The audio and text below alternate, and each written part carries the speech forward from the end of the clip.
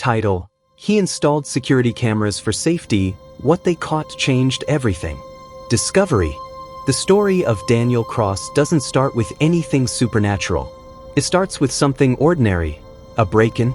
On March 17, 2022, Daniel came home to find his kitchen drawers pulled open, the back door ajar, and muddy footprints that didn't belong to him.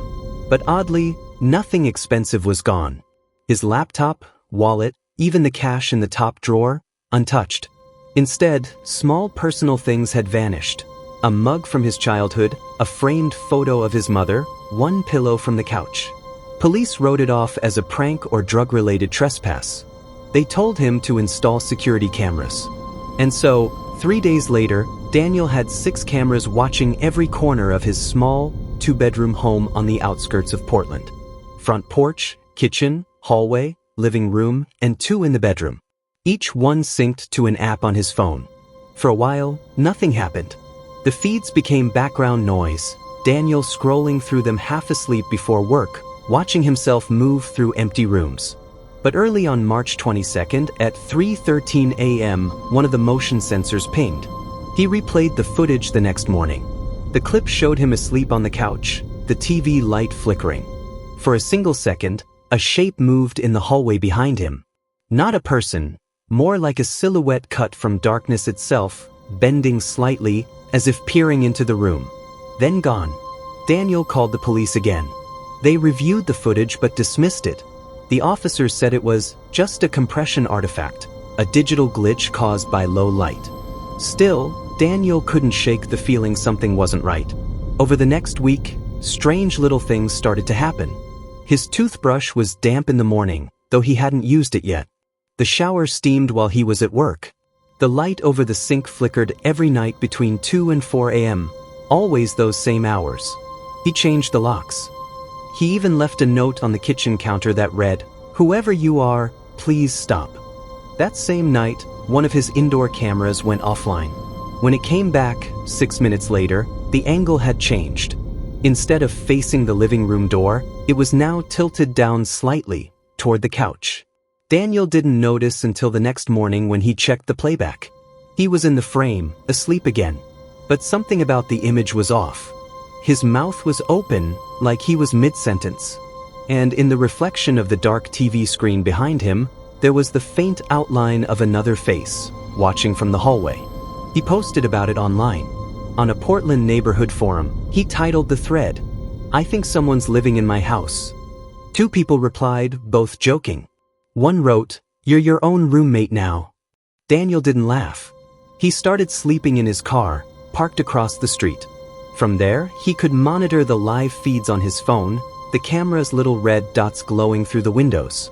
And that's when he noticed something new. Every night, just before 3 a.m., the kitchen light would flicker on for exactly 40 seconds, then off again. The timestamp was identical each time. He mentioned it to the investigating officer, but she only shrugged. "Probably electrical," she said. That night, Daniel left the cameras rolling again. At 3:13 a.m., they caught movement.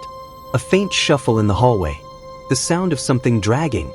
Then, from the corner of the frame, a shadow entered the living room. It stopped just behind the couch. Stood still for a full minute. Then, slowly, it leaned closer, until the edge of the lens caught the outline of a hand, pale under the static glow. The next morning, Daniel watched the footage 5 times before calling the police. When they arrived, there was no forced entry. No footprints. No fingerprints. But one thing was missing again. The note he'd left on the counter. Escalation.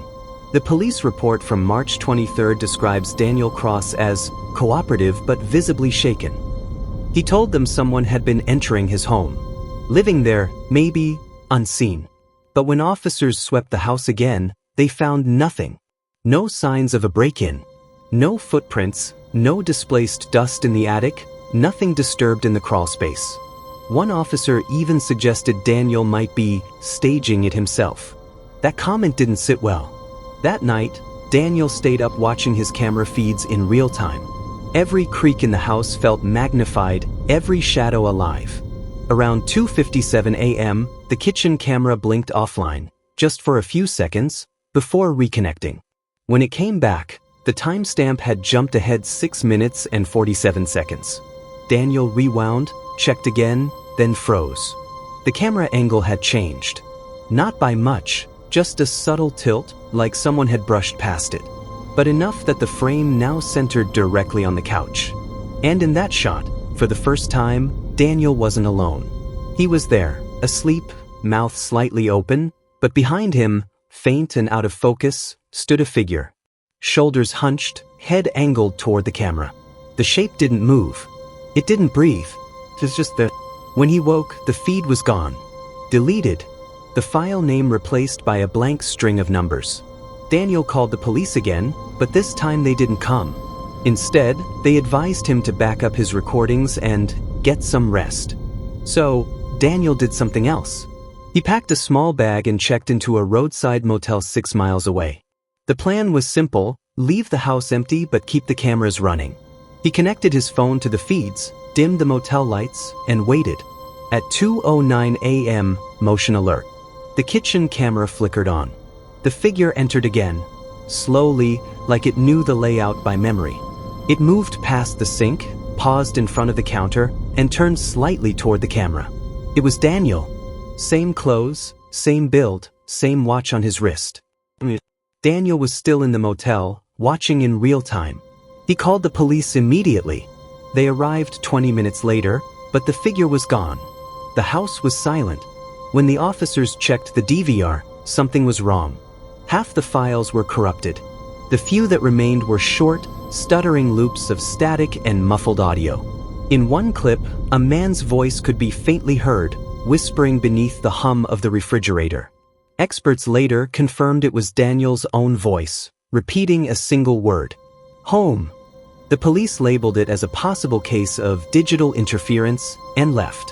But Daniel couldn't shake what he'd seen. He bought a portable recorder and hid it under the couch.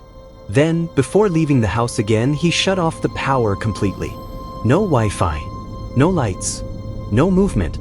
From his car across the street, Daniel sat in silence, watching the dark shape of his house. It looked ordinary. Until 3:14 a.m. A light came on in the living room. Soft, yellow, like someone had turned on the lamp beside the couch. Through the frosted glass of the window, Daniel thought he saw movement. His own silhouette standing, turning toward him. When dawn came, he went inside. The house was freezing. Nothing was missing. Nothing moved. Except the recorder. It was still running. When Daniel played it back, the sound was warped, a deep, mechanical hum layered over static. But underneath, a voice. His own again. Only this time, it wasn't repeating home. It was saying, "You shouldn't have watched." The next day, Daniel called his sister.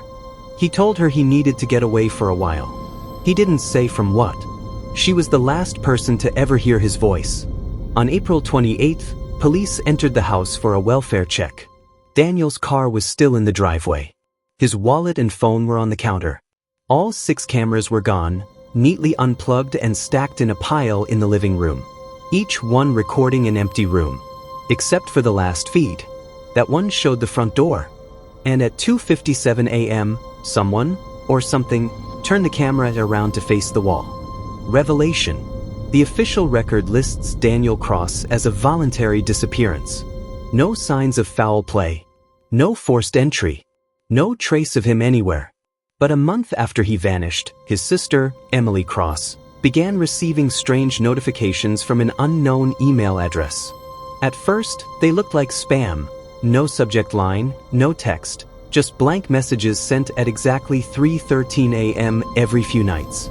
Then, on June 19th, one of the emails included an attachment. A video file. Emily hesitated before opening it. She said later it was the file name that chilled her, home_3_MP4. The footage showed her living room, her couch, her TV, her house.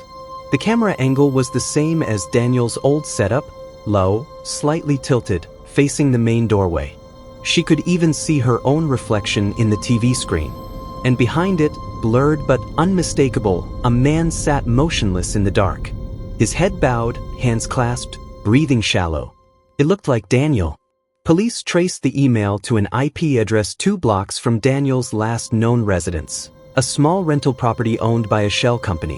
When officers entered, they found the home empty. No furniture, no personal belongings, no sign anyone had lived there for months. But there were details that didn't make sense. Every window was covered from the inside with thick black trash bags. The wallpaper had been stripped away, revealing hundreds of tiny pinholes, each one perfectly aligned at head height. In the basement, they found a small desk with a battery pack still humming, powering a cheap monitor setup. On the screens were feeds from multiple houses across the same neighborhood. One showed Emily's living room. Another displayed the exterior of Daniel's old house. And a third feed, distorted, flickering, revealed a room no one recognized. In that room sat a single chair, centered perfectly in frame. A person occupied it, barely visible through static. When technicians enhanced the footage, they saw what looked like Daniel's silhouette, sitting completely still. His head was turned slightly toward the camera, but in the reflection of a picture frame behind him, another figure stood. Closer, watching, wearing Daniel's hoodie. The screen cut to black. Forensics couldn't trace the video's origin. The data had been copied, erased, and re-uploaded through multiple VPNs. No fingerprints, no metadata trail. But one detail kept recurring: every recovered file from Daniel's old DVR, his laptop, and the new feed shared the same cryptic line embedded in their metadata. "You were never watching." Experts debated what it meant. Some believed Daniel had fallen victim to a cyberstalker, a hacker obsessed with surveillance, capable of hijacking security feeds. Others thought it was a psychotic break, that Daniel staged everything and disappeared intentionally. But the strangest evidence came from neighbors. Several residents on Daniel Street reported their home Wi-Fi networks showing an unfamiliar device connection in the early morning hours, always labeled the same, guest. When police technicians tried to track it, they found no active signal. Just phantom network activity repeating every night at precisely 3:13 a.m. The investigation was quietly closed that fall. The official statement: insufficient evidence of criminal activity. Yet, in the Portland archives, one detail remains in the digital case log. The final entry, an automatically recorded note from Daniel's home security provider, timestamped April 28, 2:57 a.m. reads, "System update completed. New device added, _guest. No one has been able to access that account since." Epilogue. In an interview months later, Emily said she couldn't bring herself to uninstall her own cameras. "I keep them on," she said. "I just don't look anymore." She paused, then added something the interviewer never aired on television. "Sometimes I hear my phone buzz around 3 in the morning. But when I check the feed, there's always someone sitting on my couch." If you thought this story was terrifying, wait until you hear what happened in the next one. Subscribe before it drops.